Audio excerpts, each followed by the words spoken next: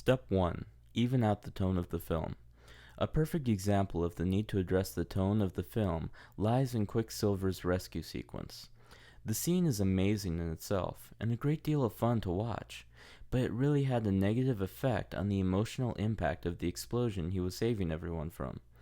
That explosion could have been the catalyst that steeled the main character's resolve and impelled them to become the team that we know and love. But Quicksilver's inclusion in that scene kept that from happening. Because of the lighthearted nature of his heroics, it either caused the impact of Havoc's death to be completely lost on the audience, or it simply made us feel bad for having so much fun just moments before it was revealed that a main character had died in a fiery explosion. The key to making Quicksilver's sequence work is to remember that when a scene needs to be emotional, it's important to focus on that emotion so as not to lose any of the impact. You have to save the fun scenes for those times when the plot is free to actually have a little fun. Step 2. Remove any characters and scenes that don't move the plot forward. There are three prominent characters in an entire sequence that do little to nothing to advance the story. Stryker is just there to carry the plot to the action scene with Wolverine. Wolverine is just there to get people excited about his next film.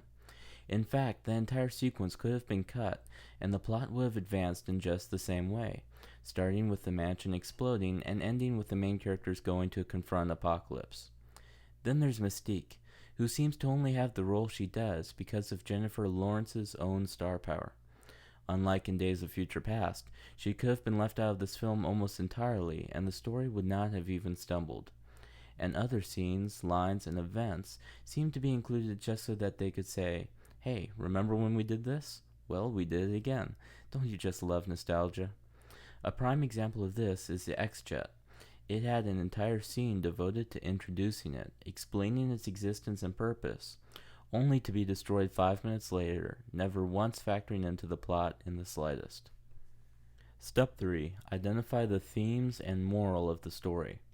This is the first film of the main X-Men series where the plot doesn't involve mutants trying to find their place in the world and be accepted by humanity. But instead of filling the gap with another moral, the movie seems to just go from action scene to action scene without ever having any real message. The plot of this film seems to serve little purpose other than to get all the main characters in place for the inevitable sequel. So what directions could this film have taken thematically? One obvious one involves the use of power. There's clearly a potential parallel between Xavier and Apocalypse, both very powerful mutants, but both with very different ideas of how to use their powers to serve mankind. Xavier prefers to stay behind the scenes, helping to keep things moving, but never actually taking the lead, whereas Apocalypse feels the need to rise above humanity and use his power to control everything going on in the world. So who is right? What does the world really need? Is it enough to just give humanity nudges and help them when they stumble and lose their way? Or does having that power mean that you're solely responsible for what takes place in the world, and that if you don't take a forceful approach to stop crime, violence, and wars, those events are on your hands? With a little reworking, another parallel could be drawn between Magneto and Jean Grey. They're both incredibly powerful mutants in their own rights, but unlike Xavier and Apocalypse, they don't have a clear focus in life.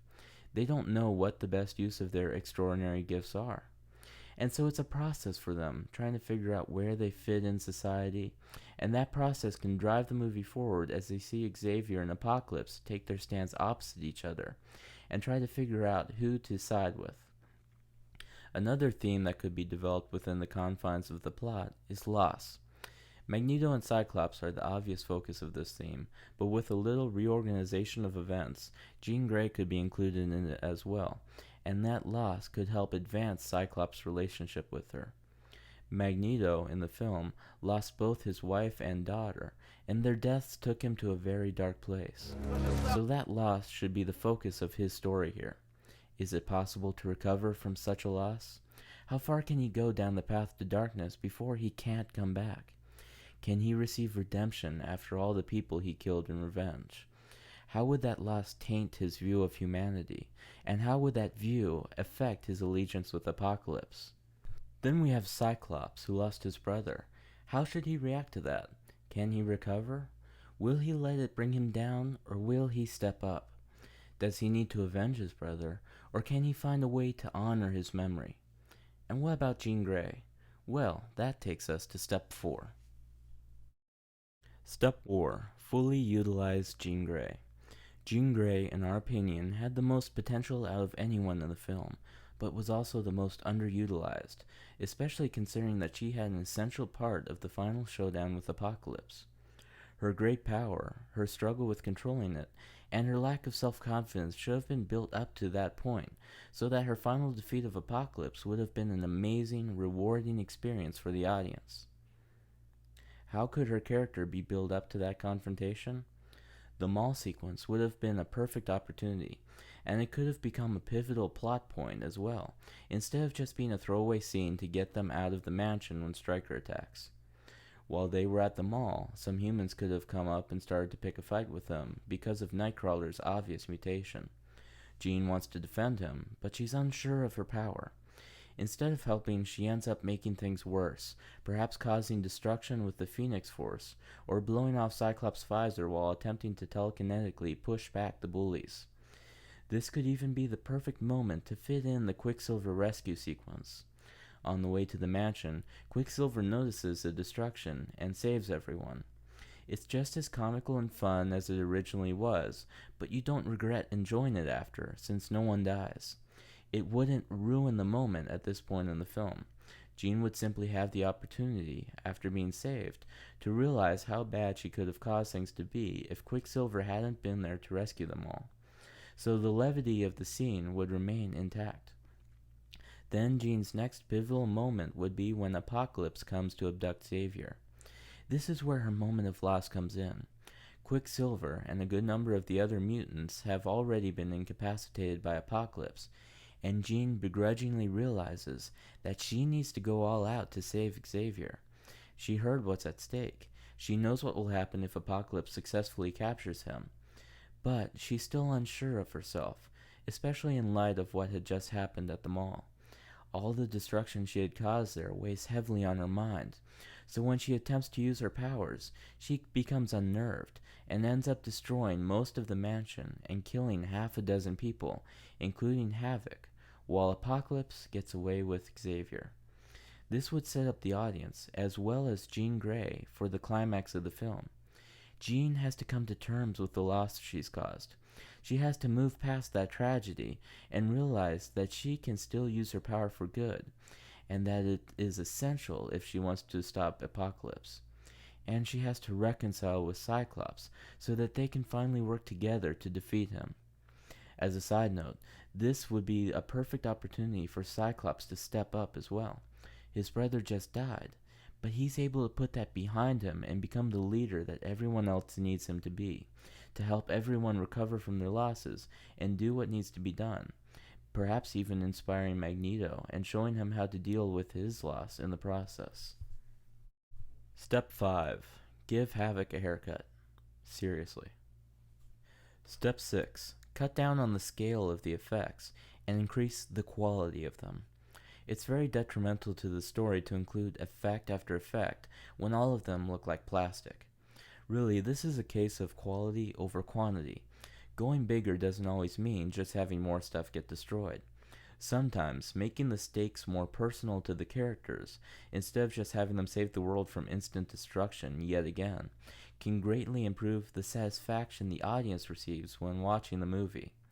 Every action sequence should directly relate to the plot, feel like it's moving the story forward, and look like a finished product.